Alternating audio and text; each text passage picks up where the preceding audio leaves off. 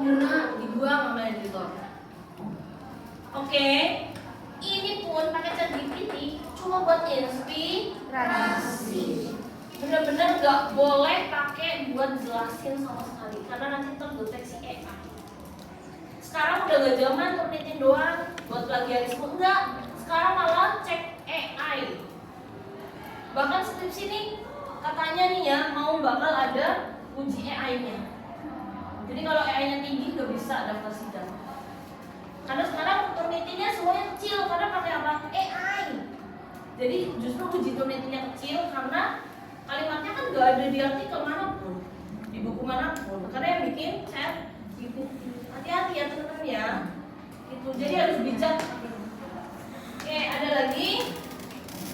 Lanjut nggak? Tolong hapusin dong. Ini capek banget perasaan. Oke, sekarang lanjut ke bagian metode penelitian. Oke, sebelum masuk ke metode penelitian,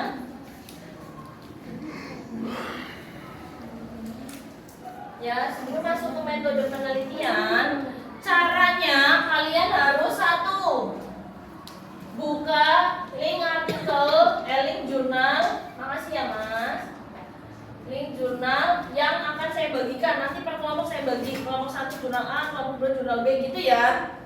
Nah, buka link jurnalnya. Yang kedua, buka artikel terbitan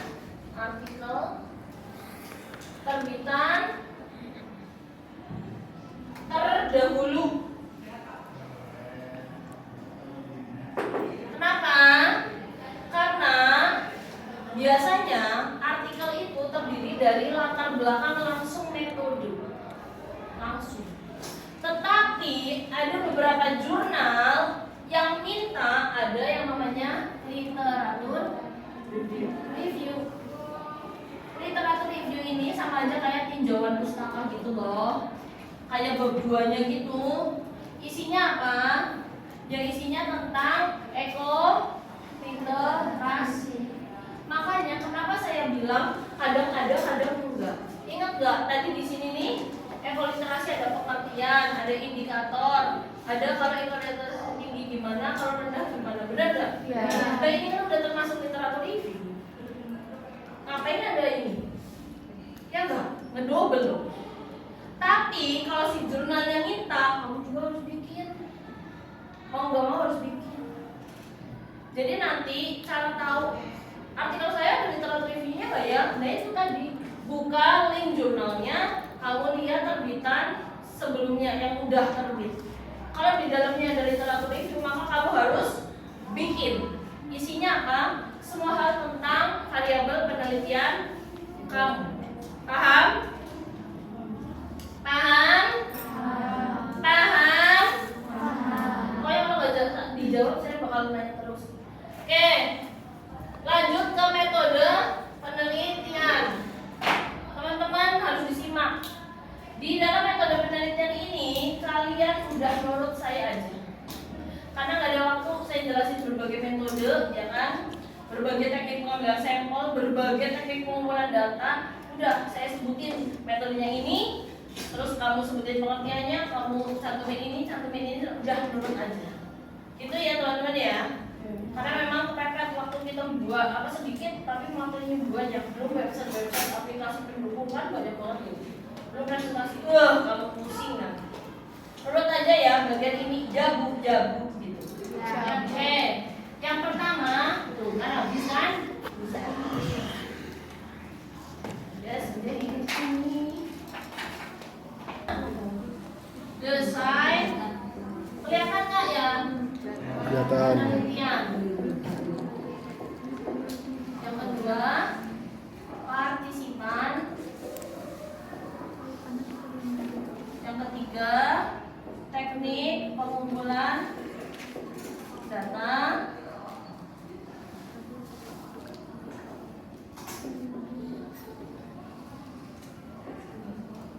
Yang keempat, teknik analisis data. Yang kelima,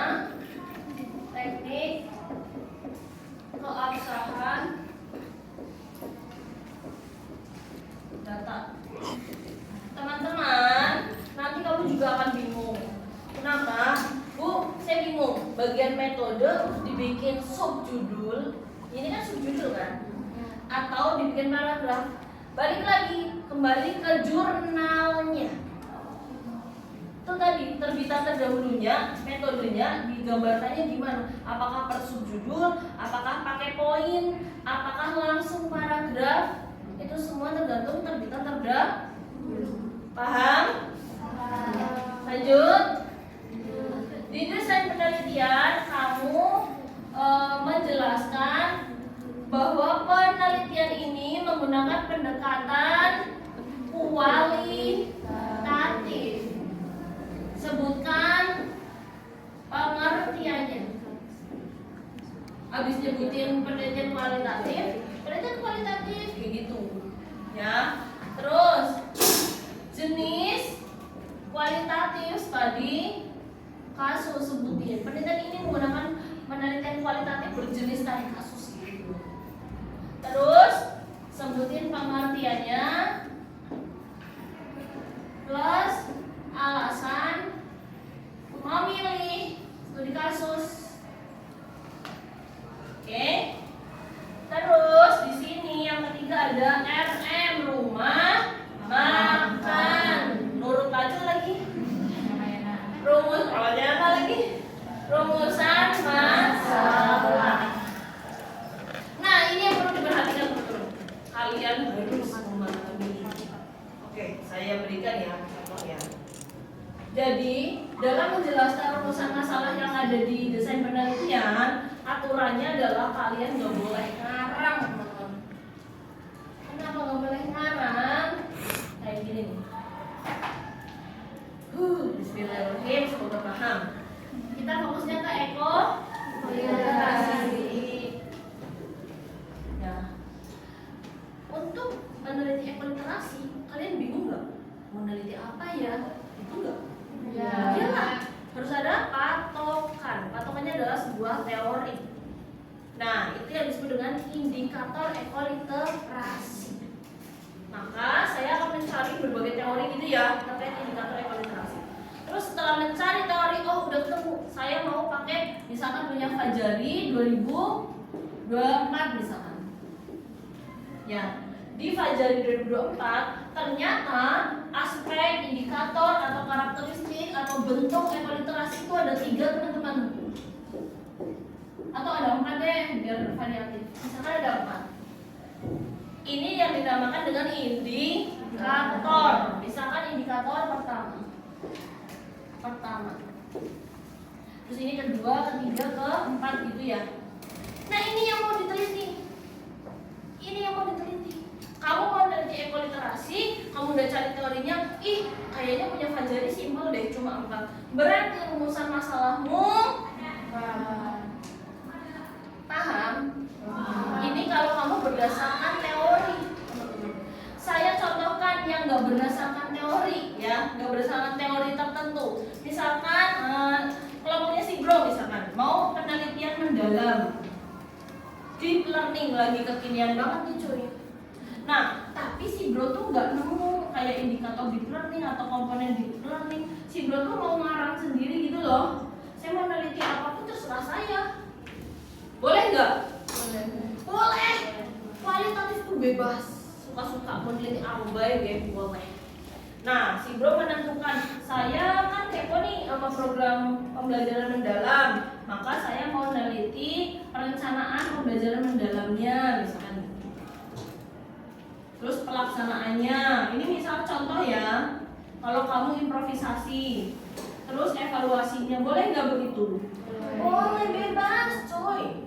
Cuman berarti kelompoknya si Bro harus belajar aspek-aspek perencanaan pembelajaran. Ya, aspek-aspek perencanaan pembelajaran. Misalkan aspeknya ada 3. Nah, ini yang jadi fokus penelitian kamu. Tapi rumusan masalahnya ya yang ini. Paham nggak? Jadi menentukan rumusan masalah ada 2 jenis.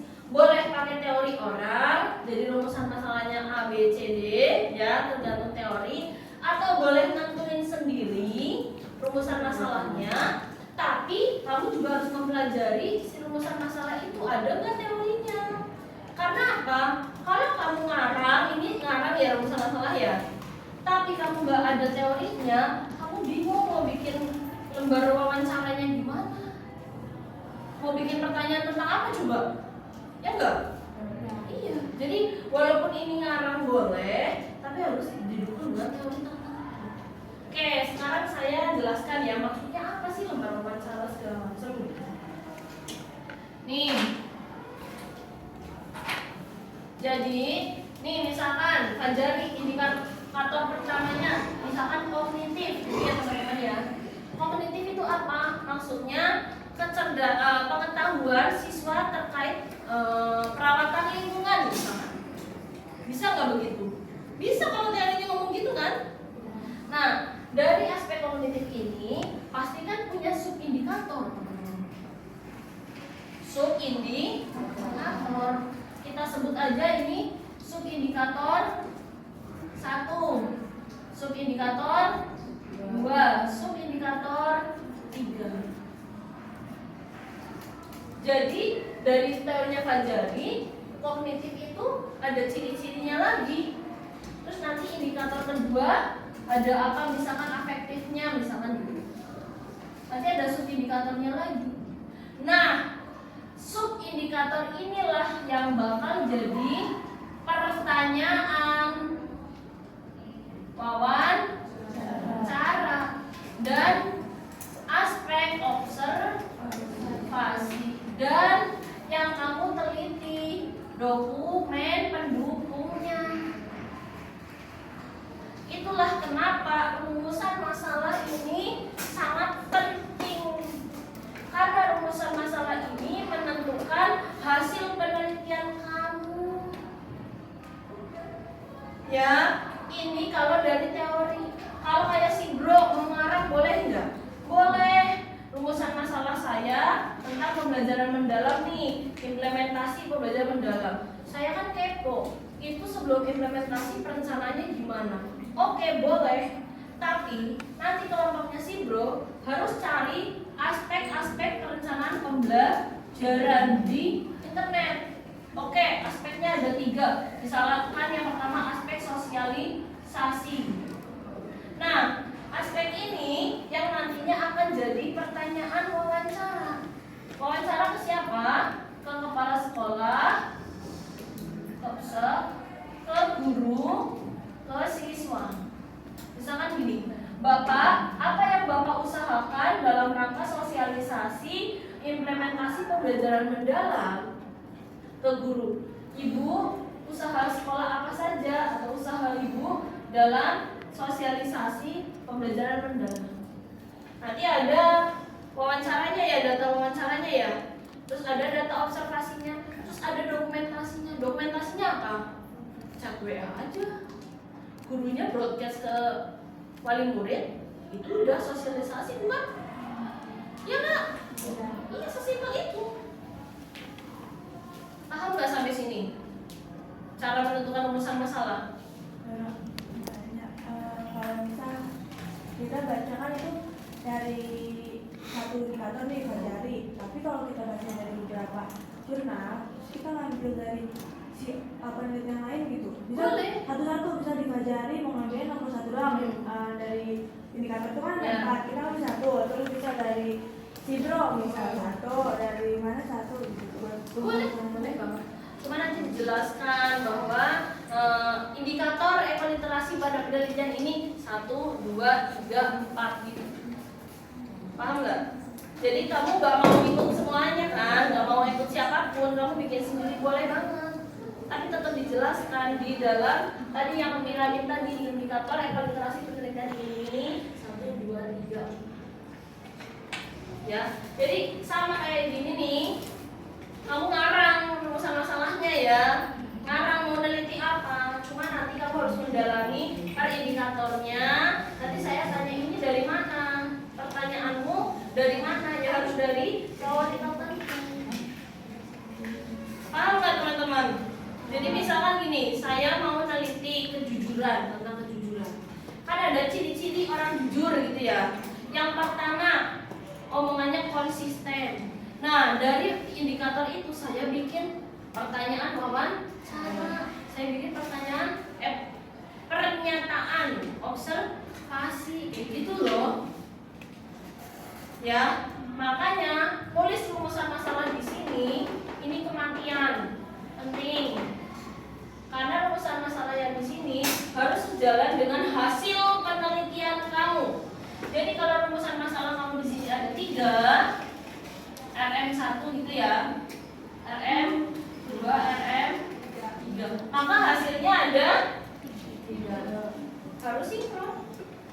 Kayak makalah, rumusan masalah itu berupa pertanyaan. Bagaimana aspek kognitif, ekoliterasi siswa sekolah dasar? Bagaimana aspek afektif, ekoliterasi sekolah dasar? Contoh kalau ini, bagaimana perencanaan pembelajaran mendalam di SD ini? Bagaimana pelaksanaan kayak gitu? Oke? Kalau ada yang belum paham, bilang belum paham. Lanjut. Ada yang mau nanya nggak? Paham nggak sih kalian sebenarnya? Paham? Benar? Paham nggak? Paham ya? Nanti nggak nanya lagi loh kalau udah bilang paham. Saya nggak mau ulang lagi, soalnya kita padat banget. Ya kalau mau nanya sekarang. Oke? Lanjut ya ke partisipan. Partisipan teman-teman, kalau di penelitian kuantitatif itu disebut sampel. Tapi karena kita kuali disebutnya partisipan atau subjek penelitian. Nah, di dalam partisipan ini sebutkan siapa, berapa, di mana. Misalkan penelitian ini, partisipan pada penelitian ini terdiri dari 35 siswa kelas 5 sekolah dasar, 2 guru dan 1 kepala sekolah SD negeri sekian. Paham ya? Oke. Terus sebutkan juga teknik pengambilan sampelnya.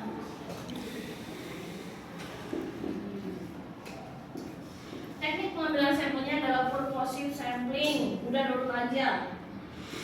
Ya apa itu biarinnya, pokoknya purposive sampling. Terus dijelaskan juga pengertiannya.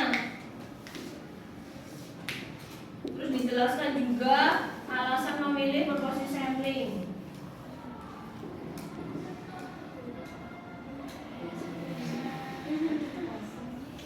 Yang namanya menentukan partisipan itu tekniknya banyak banget teman-teman.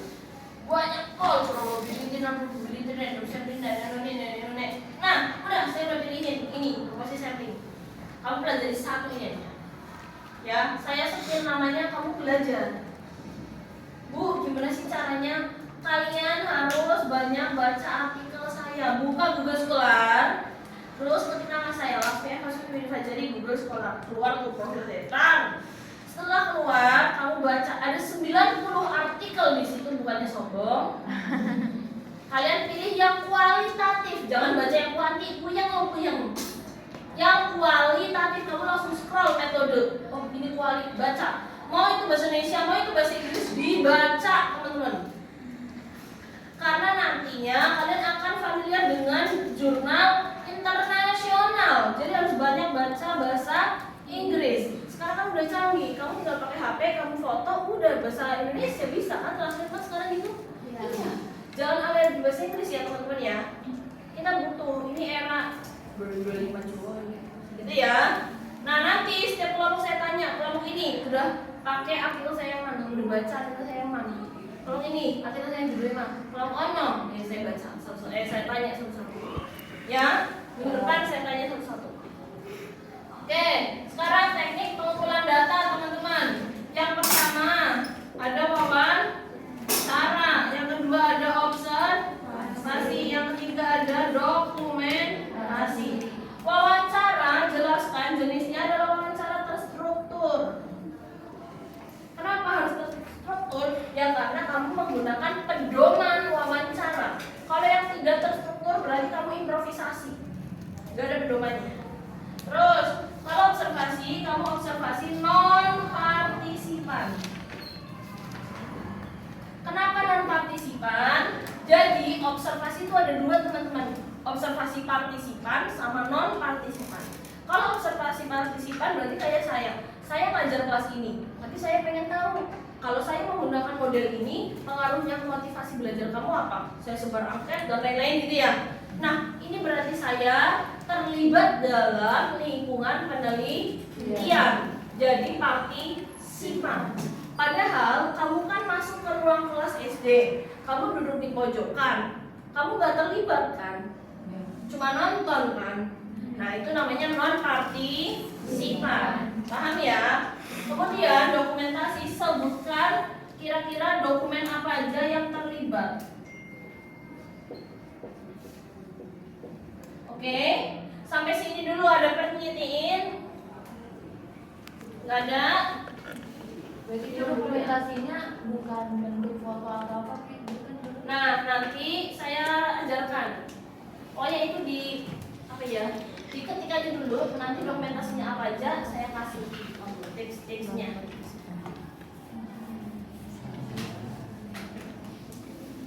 Lagi yang mau ditanyakan? Cukup? Lalu itu Ya.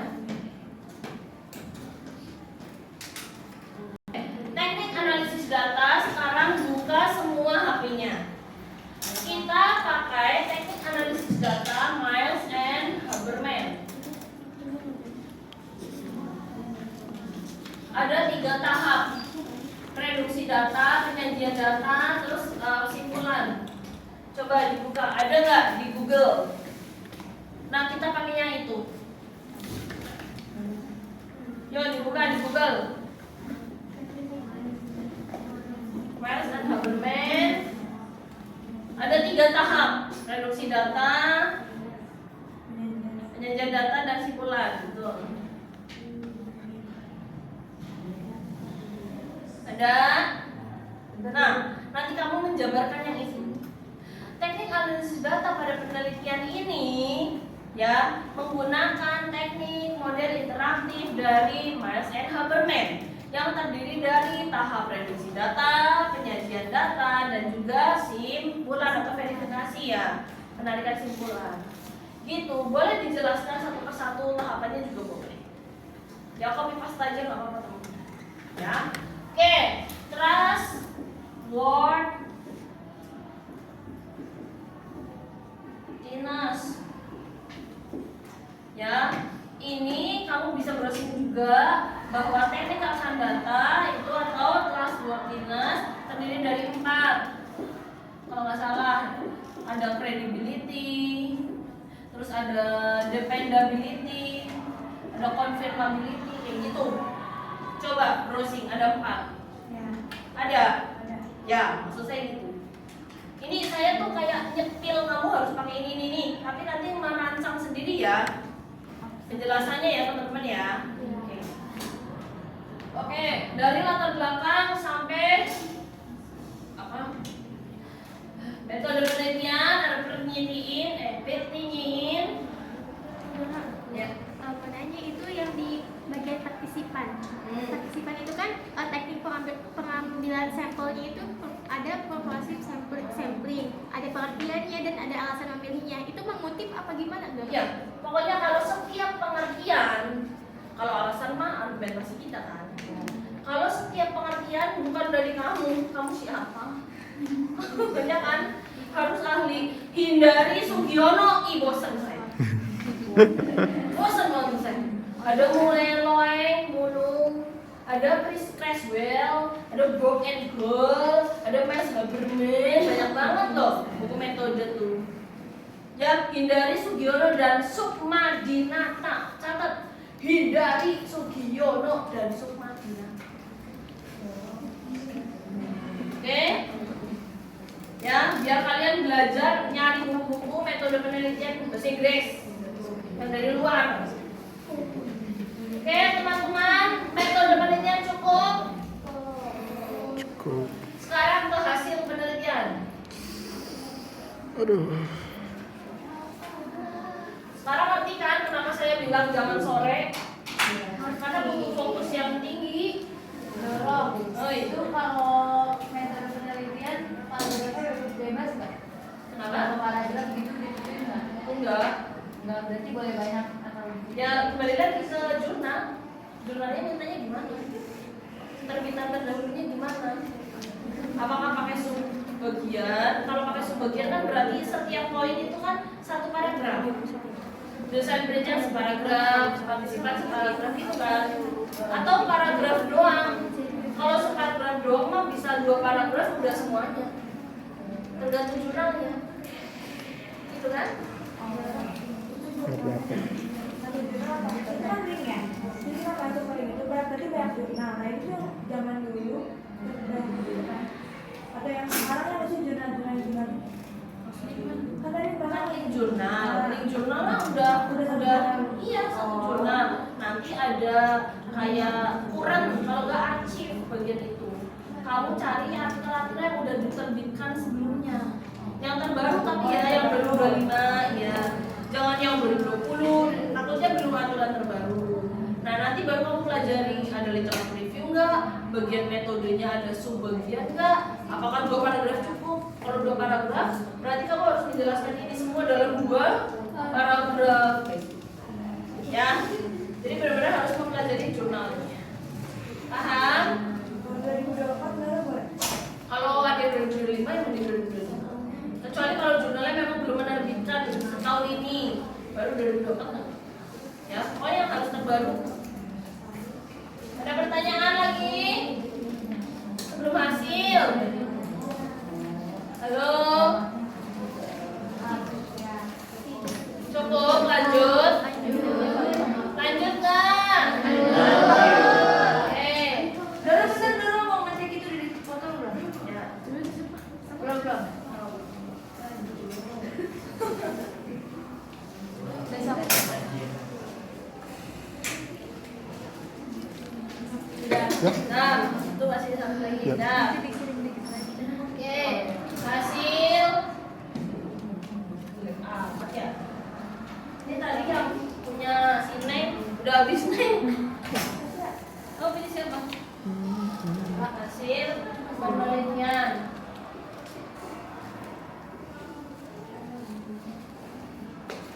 Jelek ya hasilnya ya? Nah, teman-teman, tadi yang saya bilang hasil penelitian itu sesuai dengan jumlah rumusan masalah. Jadi kalau rumusan masalahnya 3 berarti hasilnya ada rumusan masalah 1, rumusan masalah 2, rumusan masalah 3. Tapi bentuknya bukan pertanyaan. Misalkan tadi ada bagaimana perencanaan, ya berarti subjudulnya perencanaan pembelajaran mendalam. Terus misalnya yang kedua ada pelaksanaan ya, kalau saya jelek sekali. Berarti pelaksanaan pembelajaran mendalam. Kayak gitu ya.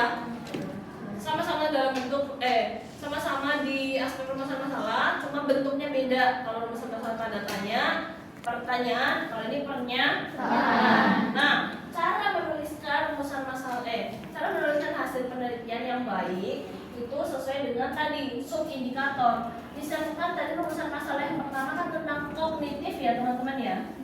Kognitifnya ekoliterasi. Nah, di sini ada subindikator yang pertama, ada subindikator yang kedua dan yang ketiga gitu ya.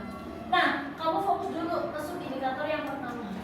Kamu fokus dulu, jabarin dari berbagai aspek.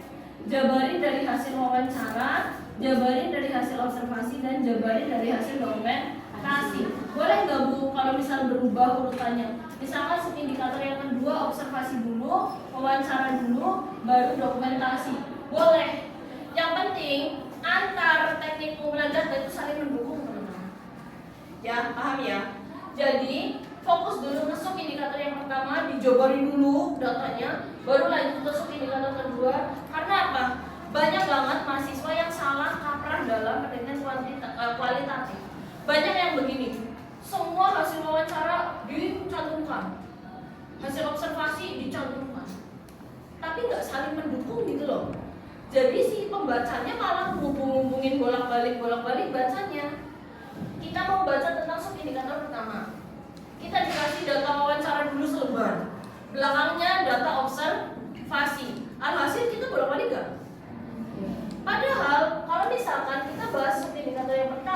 udah disajikan wawancara didukung observasi, itu kan udah langsung satu bagian aja gitu loh.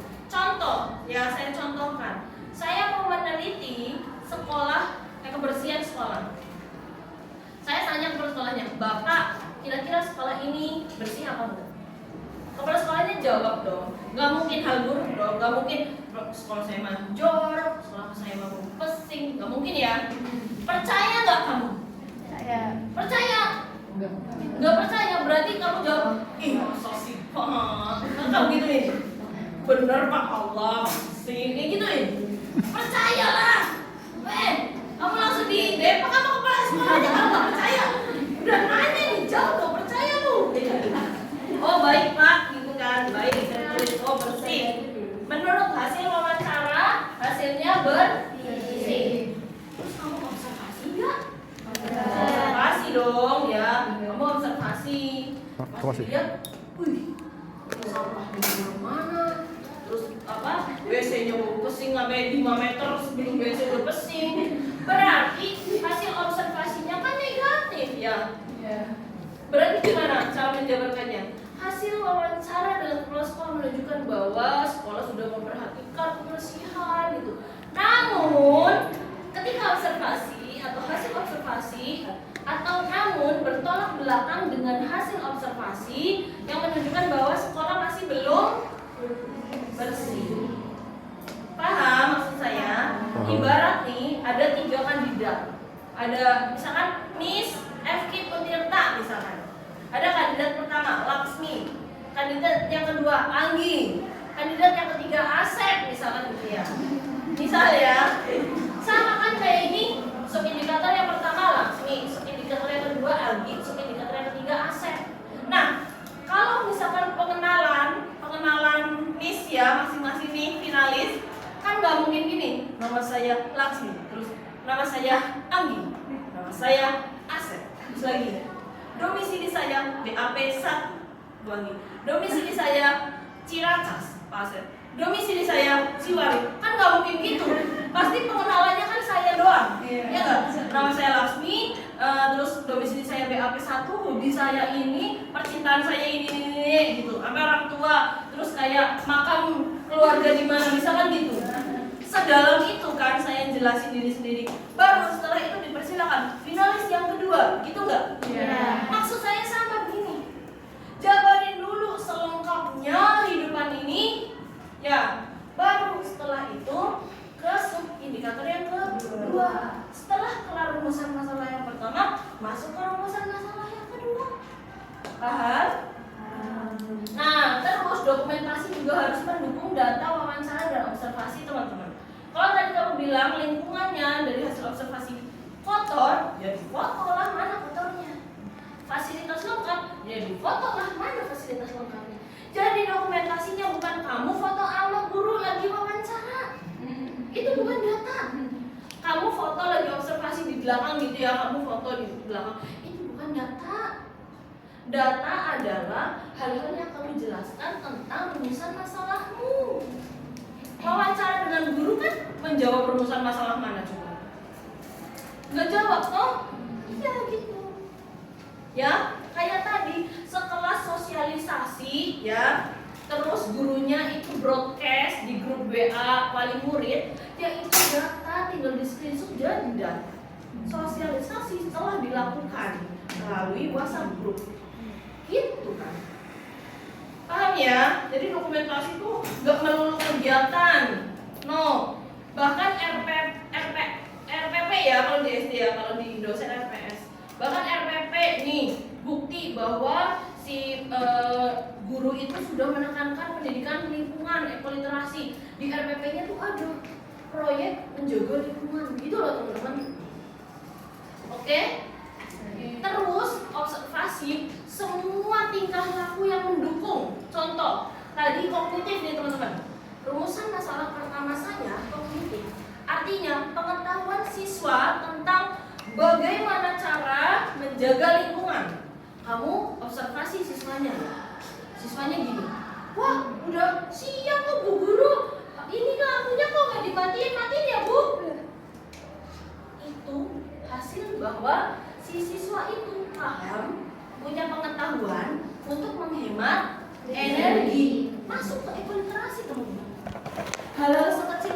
harus kamu masukkan. Jadi salah kalau kamu observasi cuma di kelas, gimana keadaan di kelas. Enggak, tingkah laku peserta didiknya kalau mendukung rumusan masalahmu juga cantumkan. Itulah kenapa saya bilang kamu harus sering ke sekolah dasar, bahkan UTS kamu nanti pun penelitian. Saya nggak nyuruh apapun untuk UTS, udah penelitian aja, karena saya mau minimal 3 kali ke sekolah dasar. Untuk apa? Biar wawancaranya nggak sekaligus, ntar bete gurunya, ntar datanya sedikit, artikelmu jelek. Observasi juga. Observasi pertama belum nampak, rumusan masalah yang pertama belum muncul.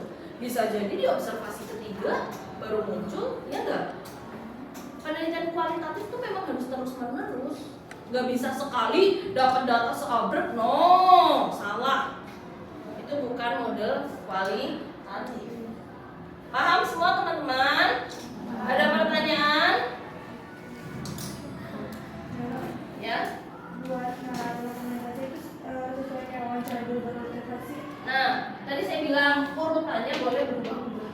Boleh teman-teman. Semuanya urutannya boleh berubah-ubah. Yang penting saling mendukung. Misalkan mau dokumen dulu, berdasarkan dokumentasi di atas didapatkan informasi bahwa guru menggunakan sosialisasi dengan cara grup BA. Gitu. Hasil wawancara mendukung bahwa menurut guru ya grup BA itu efektif ya Mbak. Misalkan gitu. Paham nggak? Jadi urutannya tuh bebas setelah kamu. Boleh disuruh nggak? Jadi kayak misal dokumentasi dulu, pengertian yang pertama belum mulai wawancara, nanti dokumentasi lagi, ini gitu. Iya, apa-apa. Yang penting saling mendukung satu sama lain. Ya. Dorong. Itu apa kan dokumentasinya kan misalnya foto, jadi nggak apa-apa deh beneran dicantumin fotonya. Iya, harus dicantumin. Kualitatif tanpa foto, omon-omon, ngarang lu, gitu ibaratnya. Harus ada buktinya. Ya teman-teman ya.